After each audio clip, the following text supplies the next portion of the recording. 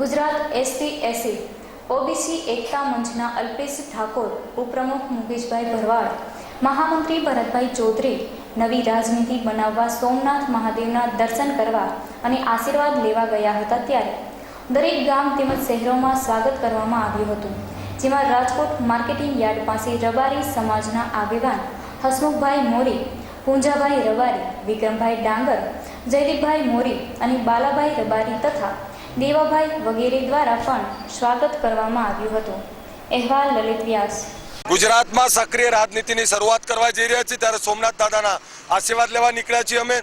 તમામ અમદાવાદથી સોમનાથની યાત્રાની અંદર જગ્યા જગ્યાએ લોકો સ્વાગત સમર્થન કરી રહ્યા છે। અહીંયા રાજકોટની અંદર પણ માલધારી સમાજ, કરેલા રાજપૂત સમાજ, મુસ્લિમ સમાજ, દલિત સમાજ, અન્ય ભરવાડ સમાજ, ઘણા બધા સમાજો અહીંયા સ્વાગત માટે ઉમટ્યા છે। તમામ સમાજોનું સમર્થન મળી રહ્યું છે।